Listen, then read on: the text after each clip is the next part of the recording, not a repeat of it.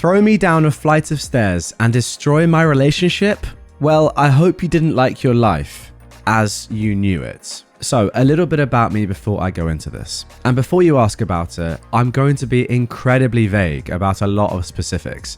If you've ever worked in cybersecurity or for the government, you'd understand why I'm cagey. I graduated from high school in the late 2000s.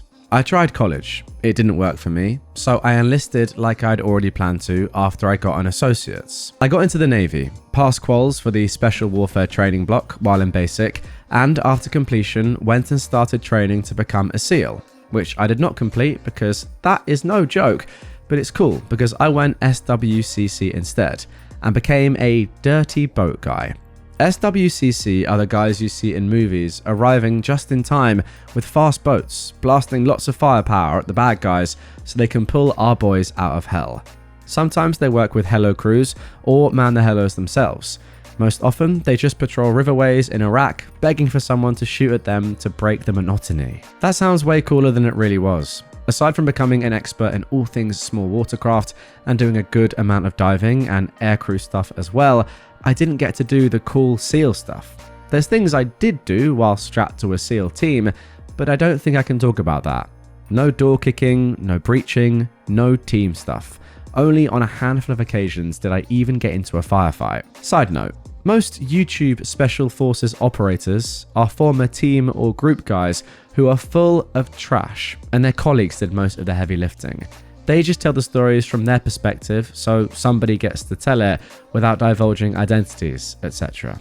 Anyway, I got out of boat stuff 8 years in after being injured, and I did my last 4 years of my 12-year career doing other stuff in special warfare, more cyber-oriented. I retired, collected my VA card, and I went to school for a couple of semesters to bone up on some stuff I needed for cybersecurity certifications, and I've been working private sector since early 2019. I've got my own LLC and everything. So, this story actually starts in early 2016. I've been back in my hometown for a while, which was near a major naval base. I changed career tracks and was on med leave for a bit after my injury, so I've been able to take some time to reconnect with an old high school sweetheart of mine, and we've been dating for several months. She was my best friend growing up, and I absolutely blew it when I had the opportunity to take her to junior prom. And we didn't see much of each other after we graduated and I enlisted, so we'd grown apart. And in the several years it had been since we'd parted ways and reconnected, she had had a kid of her own, an adorable little 3-year-old girl, and Daddy wasn't in the picture, which was absolutely his loss because she was a gem of a child. We grew close quickly, and after a couple of months, she'd occasionally call me Daddy, which made my heart soar. And as for her mother, I was head over heels for her years ago, and reconnecting with her only reinforced those old feelings because it took off like a rocket. We were inseparable for the first couple of months, and when we weren't going on fun play dates with her kid or acting like horny high schoolers after we'd sent her to bed, we were texting each other at work, tagging each other in funny memes on Facebook, you know, dorky, cheesy, lovey-dovey kid stuff that's embarrassing to admit as an adult in his 30s now, but I mean, we were in love. Real love. Something that, to that point, I'd never known like before. I'd been shot at and stabbed. Hell, my whole injury was due to getting my leg blasted with a 7.62, but none of that made me more nervous and scared than this new love I was feeling. I had it bad. However, there was a complication in the form of her brother, some lanky, inbred, wannabe gangster wigger boy, whiter than driven snow, who came in and started crashing on her futon a month and a half into our relationship. This POS had the highly unfortunate blessing of also being the kiddo's godfather / uncle. He had no blood relation to my girlfriend or the child.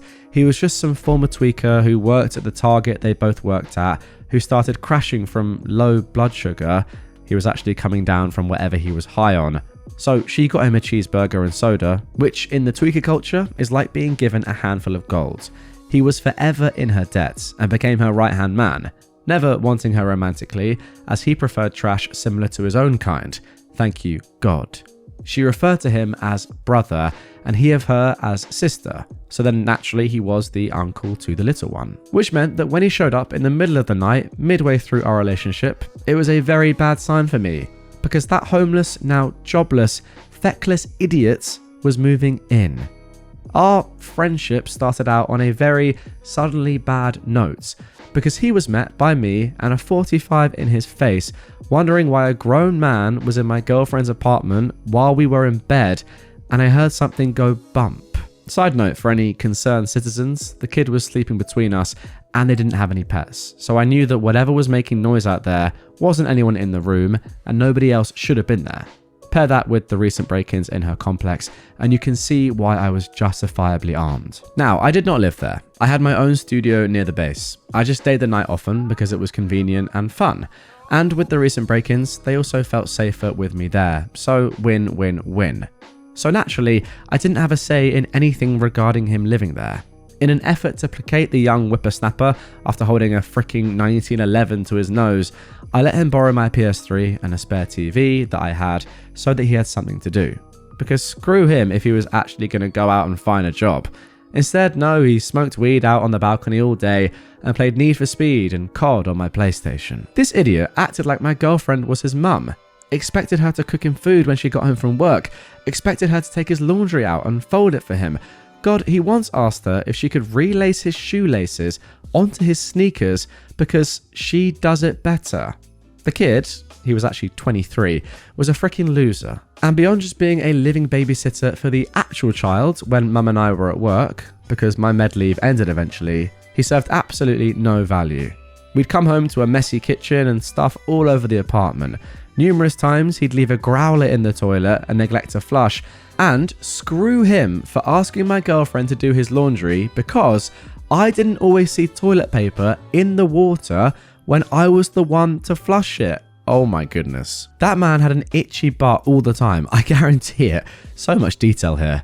He was good with the kid though, I'll give him that. She never had a dirty diaper before she transitioned to the potty, so good on him for actually being a little useful. And it was like this for 4 more months. Eventually, I was spending so much time over there that she and I were talking about getting an apartment together, so we're not paying 2 leases. And of course, dude guy was hitting us up for a spare room, which we fought and argued about because 4 months after moving in, this mother effer still didn't have a job. The guy who talked so much game about being a successful drug dealer in his late teens couldn't move legal weed. He claimed to be a professional drift car driver, but I nearly backed my car into a light pole 4 times, the handful of times I trusted him enough to park it for me. And every single time we argued or had a little spat, his choice of words were, "I'm gonna kick your butt. If I can't kick your butt myself, I have a whole bunch of friends who can and will." Now, I want to reiterate, I was not a SEAL. I did not go through the rigorous combat training the Navy teaches special warfare operators and team guys. I learned some, enough to qualify you for special warfare. But what SEALs go through in BUDS and their supplemental training schools, their individual speciality schools, and whatever clandestine stuff the agencies and JSOC have them doing nowadays was completely missed on my career track. We drive boats, we fly and fly in choppers, we jump out of planes. Sometimes we do a mission with a SEAL team, but most of the time it's a partner force op or some kind of escort op in some territorial waterway that we're not supposed to be in. Maybe we're pulling a few divers out of the murk and not talking about it the rest of the way to extract because it's one of those missions. There's a reason SEALs are also called frogmen. I was also injured. I could walk on both legs by this point, but if my painers weren't working well enough or if the weather was bad, there were days that I couldn't stand up straight without leaning on something. But the rest of my body was still in decent shape. I trained Brazilian Jiu-Jitsu in the fleet. I practiced Kali and Silat with some Filipino guys I'd met on base. They are why I love AmITheA so much. I picked up different shooting stances like center axis relock. I went to close quarter combat shooting courses thanks to my Navy career. Look, I wasn't Rambo, but I wasn't a frickin' slouch either. And I could kill this effer with my bare hands. No 1911 necessary. But I loved his sister, and I wanted to marry her and adopt her child. So I bit my tongue whenever he flashed on me.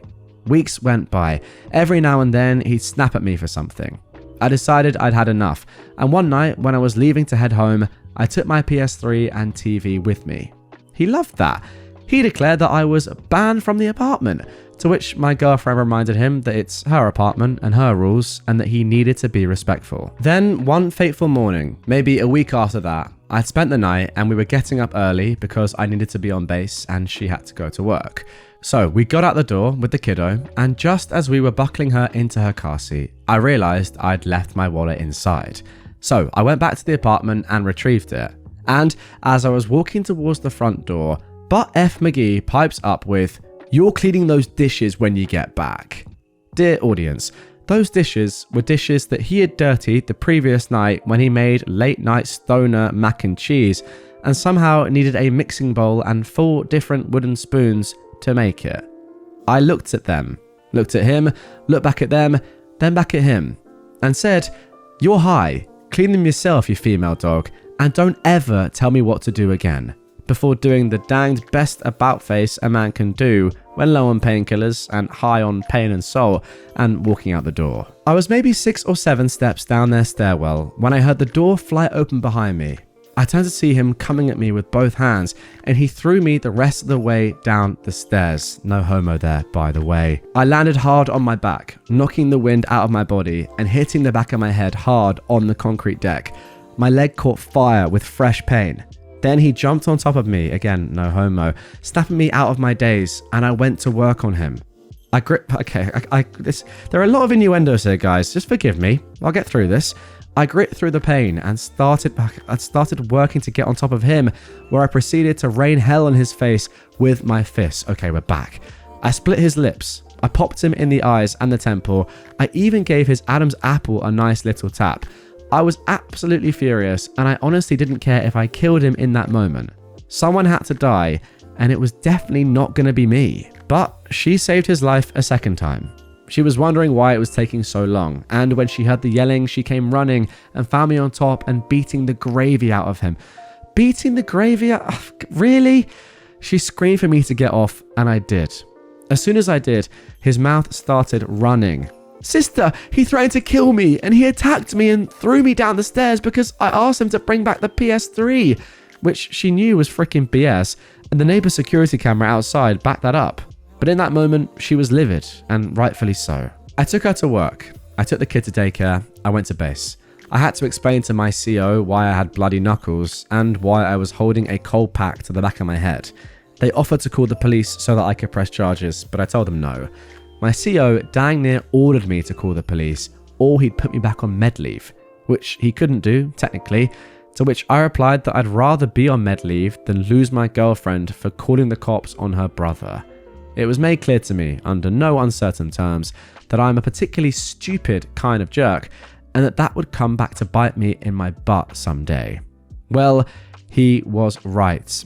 Basically, brother gave an ultimatum, that either I leave and she dumps me, or he leaves and walks out of her and her daughter's life, which, to be fair to my ex, that loser had been the only constant male figure in her kid's life since she was born, so that would be devastating for the gremlin, and she wanted to spare her that kind of pain. Which meant I got the axe. Honestly, I'd have rather taken an actual axe to the heart, because what I actually felt was way worse.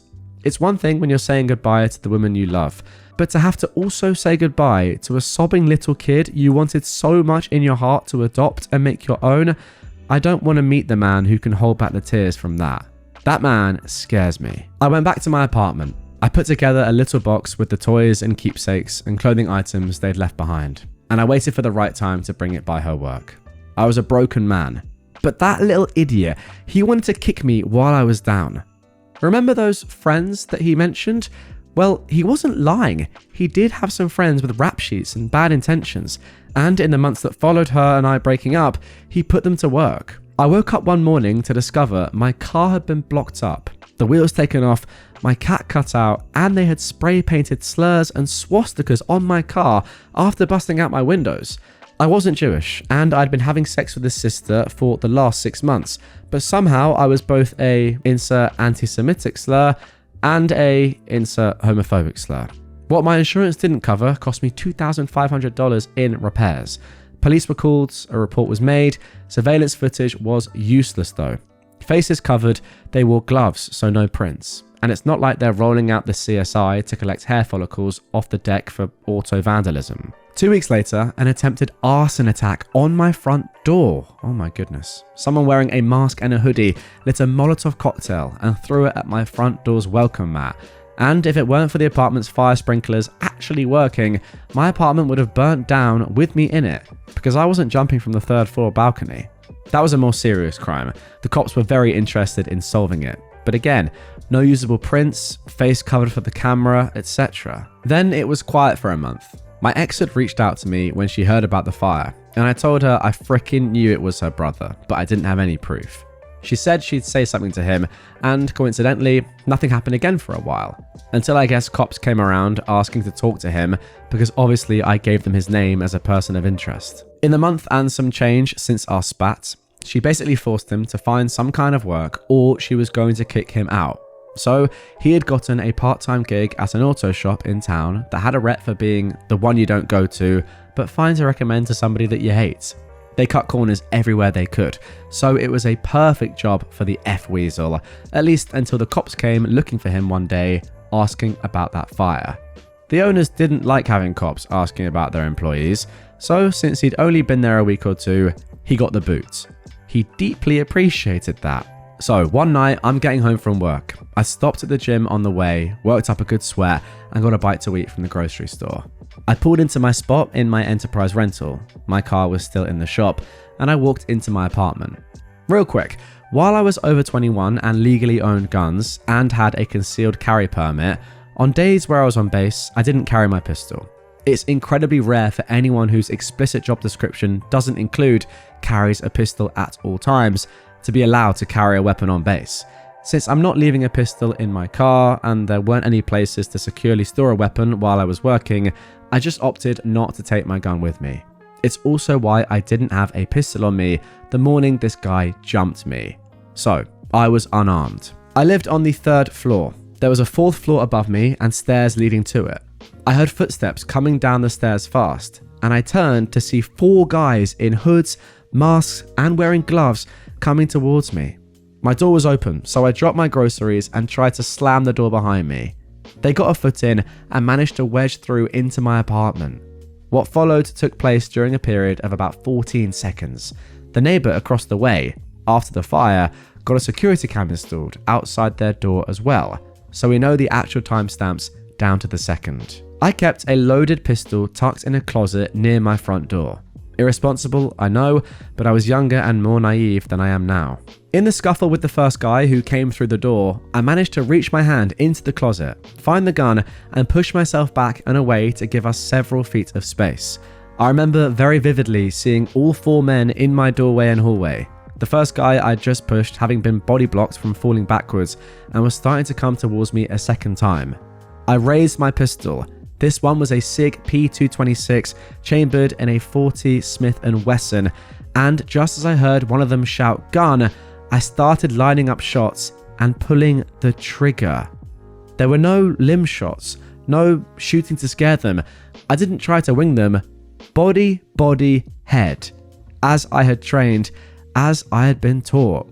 The first guy went down. The second guy caught 2 of the through and throughs from the first guy before I plugged him in the forehead. The third guy stopped dead in his tracks before catching 4 center of mass, and the 4th guy was halfway out the door before I emptied the rest of my magazine into him through friend 3 and whatever I could see and aim at. You might be thinking, oops, that 4th guy was running away. That's murder. You're a murderer. Well, the cops didn't see it that way, and the investigators didn't charge it that way. Because he lived. Now, the first 3 recipients of my high-velocity sleeping pills didn't. The first guy's brains were all over the second guy. The second guy's brains were all over my wall. The third guy's heart and both of his lungs were demolished by my S&W. He was pronounced dead on the scene. The 4th guy was my ex's brother. Of the 3 bullets that hit him, 1 grazed his butt. The other thoroughly lodged itself in his right cheek, and the 3rd one hit him square in the spinal cord, right around the kidney area. It shattered his spine and completely destroyed his lucrative career in competitive breakdance and bicycling. He was paralyzed from the navel down. Had to have a permanent catheter to catch his pee and a diaper for what was now the most useful byproduct he was capable of producing. He'd never walk again. He'd never have sex again. And when he was healthy enough to be discharged from the hospital, he was locked up in prison, given 3 manslaughter charges since he caught the rap for his 3 buddies getting killed. He was also charged with conspiracy to commit murder, assault, battery, and he even caught the reckless endangerment charges for me discharging my firearm in an apartment complex with another apartment across the hall from the open door I was shooting towards. He was never going to breathe free air again. I would like to say that this ended up happily ever after, that she took me back, that we got married, and I adopted her little one, and we had a couple of spares of our own, but she didn't. Within 24 hours, she declared that she was scared of me, that she did not want me anywhere near her or her child, that she called the police on me if she ever saw me near her home or her place of work, which sucked. I liked that target. She called me a murderer. She accused me of sicking the cops on him to instigate a response, just so I could shoot him. She ignored the arson, the vandalism, the various threats that he'd thrown at me in the previous months we were together. I never saw her again. She blocked me on everything. Her family blocked me. She changed her number. She transferred to a different target, and after a couple of months, she moved to a different apartment in a different part of town. It's been 8 years since the shooting, and I still haven't heard from her. I know she's alive. Friends of friends inform me that she got married in 2020, had a second kid, and is happy, so more power to her. I never got my happy ending. My white picket fence.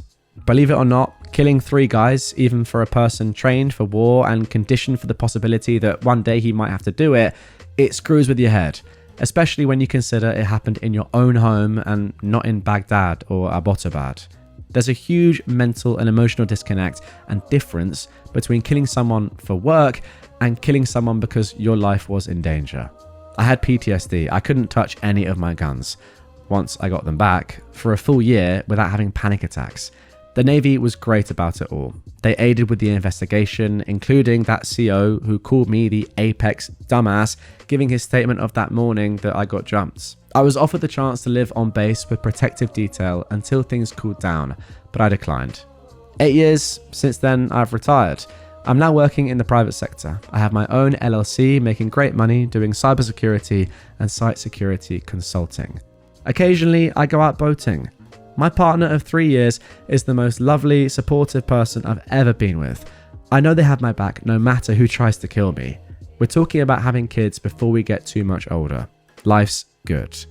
But you know what really warmed my heart? Just the other day, a Google alert I set up 8 years ago triggered. It was Skidmark McDipIdiot's first and last name, followed by the word obituary. It turns out that someone in prison got sick and tired of the annoying white boy in a wheelchair talking so much trash and flexing on people, believing nobody would hit someone in a wheelchair. They actually used that wheelchair to cave his skull in and used their shoes to finish him off with a good few stomps. Of course, it doesn't say that in the obituary. It says he was a bright and lovable lad when he was young, who fell into hard times in his early adulthood and landed in prison. The real surprise is apparently he is survived by a daughter none of us knew he had back then. So, sucks for her, but I doubt she ever got a chance to know her sperm donor anyway. Honestly, that's for the best. So yeah, sorry for the frickin' novel, but I just didn't feel like leaving out any of the details that mattered. I hope you enjoyed my story. Okay, so there we go. That is the end of that story, and what a story it was, guys. I mean, get your comments in down below. What would you rate this one out of 10? Pretty top notch for me, I'm not gonna lie. Amazing detail, an amazing revenge, fully justified in my opinion. And despite the fact that the OP, you now say that you're happy and you know you're going to have kids of your own very soon, I do just still feel very, very sad for you. You've not really compared this new partner of yours to your old one, and I don't want you to do that. In my heart of hearts, I'm just thinking that the woman you're supposed to be with and have a life with, and that child, her child, is gone because of this horrible guy. Yes, it's a good thing that he went to prison. Yes, it's a good thing that he's dead now, let's be honest. But I don't know. I still feel like you've been so unfairly treated, and obviously that's affected your life in a massive way. I mean, the fact that you had to kill 3 people, almost 4 people, is insane in your own home. Just crazy stuff. And if you guys have been around on my channel for a while now, you'll remember this video that I did last year. It's on screen right now. A very similar thing happened to me. I mean, I can't say that the thumbnail's on screen now, I will say. I can't say that these guys were, you know, they had guns or anything like that, but we weren't sure what they were trying to do, and we were kind of helpless in our own home. I don't know. If gun laws were a thing in the UK and I had a gun, who knows what might have happened. I'm not going to talk about gun laws in this episode because I don't really want to get into that. I don't think there's too much to achieve there, but yeah, don't know. Could have happened to me. But nonetheless, that's an epic story right there. Wow. If you want more, guys, make sure you subscribe to the channel for more great stories like this. I've left another one up on screen right here if you want to check out a similar one. But yeah, I need to have a bit of a chill after that one. Get your comments in. What do you think? Always interested to hear your thoughts. That's going to do it for this one.